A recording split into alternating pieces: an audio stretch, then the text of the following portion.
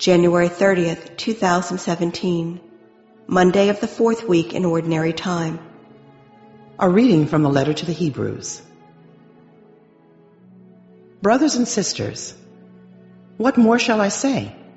I have not time to tell of Gideon, Barak, Samson, Jephthah, of David and Samuel and the prophets, who by faith conquered kingdoms, did what was righteous, obtained the promises.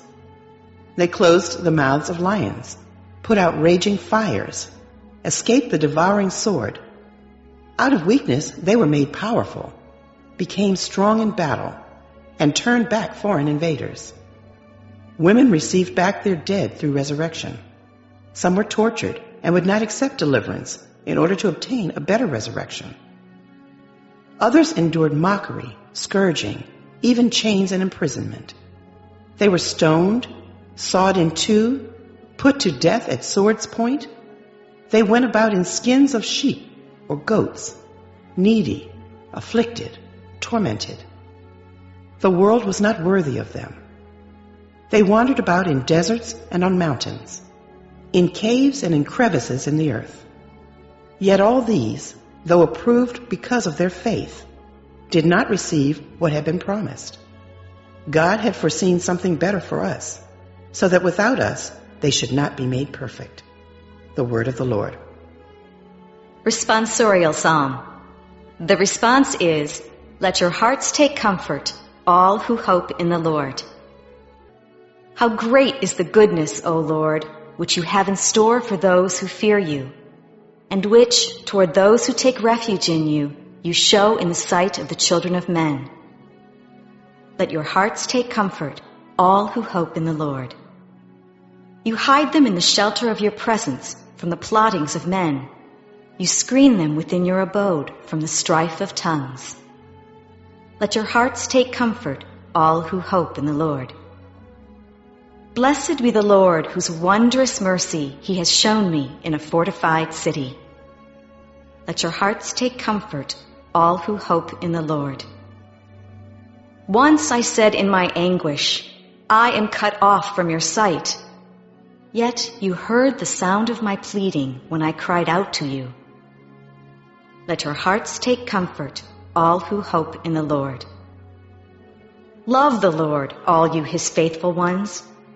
The Lord keeps those who are constant, but more than requites those who act proudly. Let your hearts take comfort, all who hope in the Lord. A reading from the Holy Gospel according to Mark.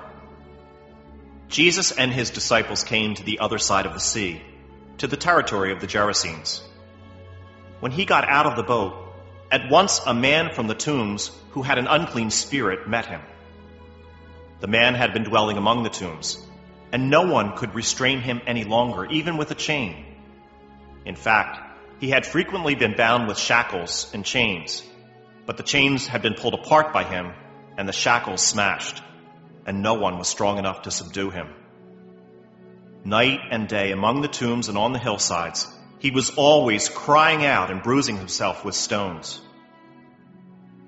Catching sight of Jesus from a distance, he ran up and prostrated himself before him, crying out in a loud voice, "What have you to do with me, Jesus, Son of the Most High God? I adjure you by God, do not torment me." He had been saying to him, "Unclean spirit, come out of the man." He asked him, "What is your name?" He replied, "Legion is my name. There are many of us." And he pleaded earnestly with him not to drive them away from that territory. Now, a large herd of swine was feeding there on the hillside, and they pleaded with him, "Send us into the swine, let us enter them." And he let them. And the unclean spirits came out and entered the swine. The herd of about 2,000 rushed down a steep bank into the sea where they were drowned. The swineherds ran away and reported the incident in the town and throughout the countryside. And people came out to see what had happened. As they approached Jesus, they caught sight of the man who had been possessed by Legion, sitting there clothed and in his right mind, and they were seized with fear.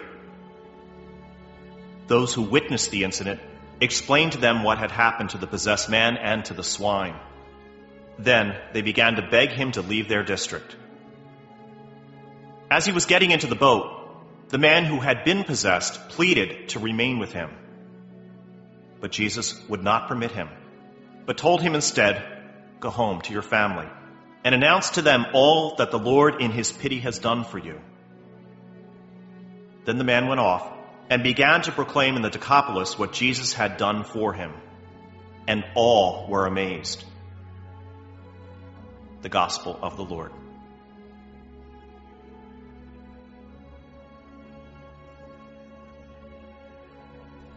January 30th, Monday of the fourth week in Ordinary Time.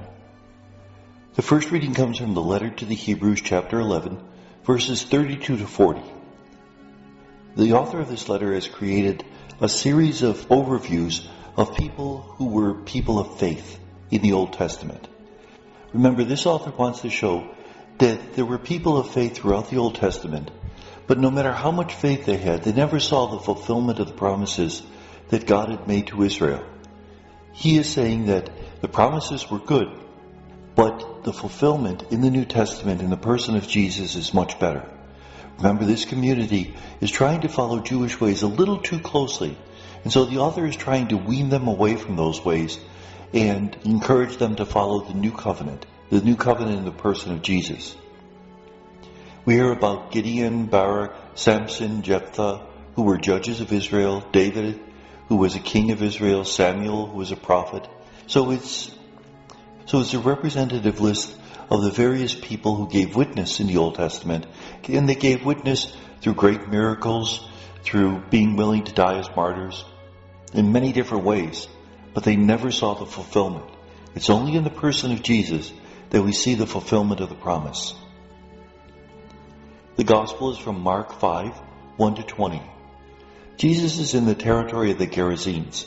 Now that's in the area that's called Transjordan. And when his boat arrives on the shore, a man who has an unclean spirit comes out. And this man is not simply possessed by a single demon, he's possessed by many demons. In fact, his name is Legion. Remember, Legion is the name that was given to a regiment of Roman soldiers. So this might be a little bit of an anti-Roman dig, implying that the forces of Rome were demonic.